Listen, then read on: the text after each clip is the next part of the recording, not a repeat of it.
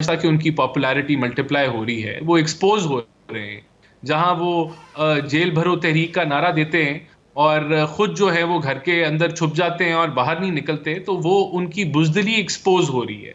जहां वो कहते थे कि दोहरा मायार है पाकिस्तान में और नहीं होना चाहिए, एक कानून होना चाहिए पाकिस्तानियों के लिए, सबके लिए बराबर कानून होना चाहिए, वहां वो खुद कानून की धज्जियां उड़ा रहे हैं और वो डिमांड करते हैं कि उनको स्पेशल ट्रीटमेंट मिले।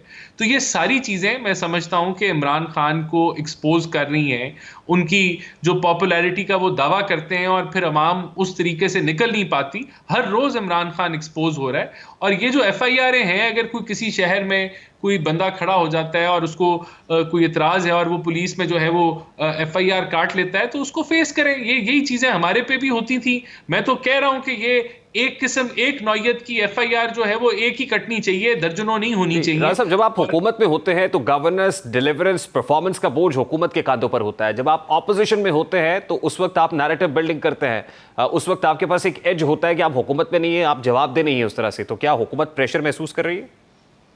देखिए, हुकूमत पिछले 8-9 महीने से एक काम कर रही है। हुकूमत IMF का कर्जा लेने की कोशिश कर रही है और उसकी शराइत पूरी कर वो रही नहीं है। मिल रहा है। और अगर वो शराइत वो नहीं, वो हो रहा है, वो हो चुका है इंशाल्लाह। चंद दिनों की बात है। हमें 100% यकीन है कि IMF की जो स्टाफ लेवल एग्रीमेंट है, आने वाले चंद दिनों के अंदर वो हो जाएगा। लेकिन हुकूमत जो है वो कर्जे की शराइत पूरी कर रही है, जिन शराइत को इमरान खान ने तय किया।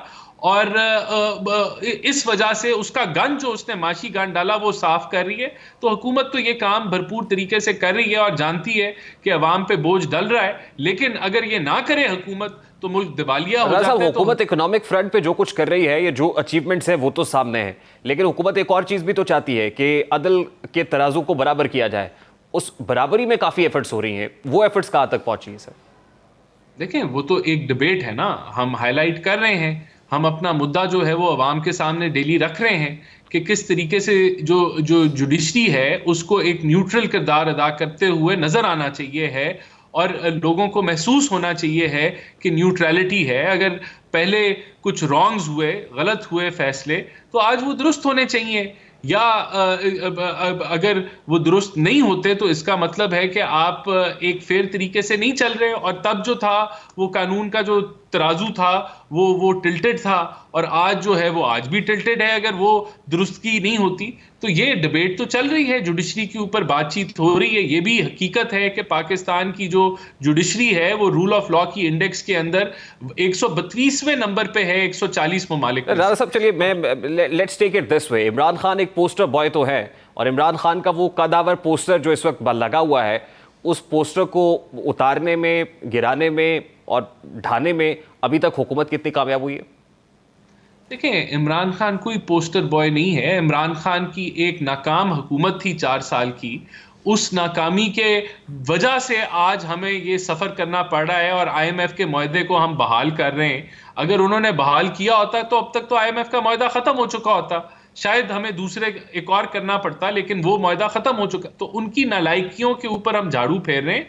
तो मैं समझता हूं ये अवाम समझती है। आज महंगाई जो है वो एक तकलीफ दे अमल है जो जी जो जी, लेकिन राणा पाकिस्तान। साहब, ये जो आर्गुमेंट आप देते हैं कि इमरान खान कर गया था, इस आर्गुमेंट को आपको लगता है कि आपके कॉन्स्टिट्यूएंट्स बाय करेंगे जब आप वोट लेने के लिए जाएंगे या इलेक्शन कैंपेन में उतरेंगे? नहीं नहीं, मैंने तो आपको बताया ना, हमने क्या, हुकूमत ने किया क्या है। हुकूमत ने तो IMF की शराइत पूरी की है। वो शराइत जो है वो उससे हम आपने भुगत अपना रहे हैं। पॉलिटिकल कैपिटल गंवाया है। बिल्कुल। और इसके अलावा मुझे आप बता दें हमने क्या किया। यानी कि हम तो, या हमने कोई डेवलपमेंट में अपनी मर्जी के प्रोजेक्ट लगा दिए हो या तो कोई फिर और चीज तो हो, फिर राणा हम साहब, तो फिर फायर मेरा फाइटिंग फिर राणा साहब, फिर इसमें तो let's take it very simple then. इसका मतलब तो ये है कि at this point in time आप इलेक्शंस के मुतहम्मिल तो नहीं हो सकते। कॉन्स्टिट्यूएंसीज में जाएंगे तो लोग फूलों के हार तो नहीं डालेंगे आपको? नहीं नहीं, देखिए, मैं ये कह रहा हूं कि हम अवाम को बताएंगे कि हम तो सिर्फ वो शराइत पूरी कर रहे हैं जो इस मुल्क को, IMF के मुआहदे को बहाल करेंगी, मुल्क को दिवालियेपन से बचाएंगे। और वो मजबूरी के फैसले हैं जो हम जी जी, कर रहे हैं। रियासत आप बचा लेंगे लेकिन सियासत सियासत दांव पे बचा लगा रहे हैं। देंगे।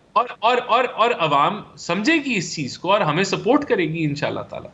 इलेक्शंस होते हुए देख रहे हैं आप? देखिए, इलेक्शंस हमारा मौका बड़ा क्लियर है।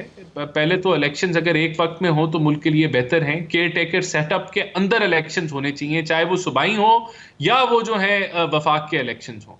क्योंकि यहाँ पहले ही इलेक्शन माने जाते हैं और उसके ऊपर इत्तेफाक नहीं होता, तो ये जो सेटअप आ गया जहां अलग-अलग इलेक्शंस होंगे, तो वो तो एक पोलराइज्ड सिचुएशन को और फर्दर पोलराइज करेंगे और तकसीम पैदा करेंगे इस मुल्क के अंदर। तो हमारा मौकफ क्लियर है कि इलेक्शंस जो हैं वो इकट्ठे होने चाहिए हैं, और सेंसस के भी मामलात हैं और भी दीगर मामलात भी हैं। फिर जिस तरह मरियम बीबी कहती हैं कि इंसाफ जो है वो इक्विटेबल होना चाहिए, बराबर होना चाहिए, ये सब वो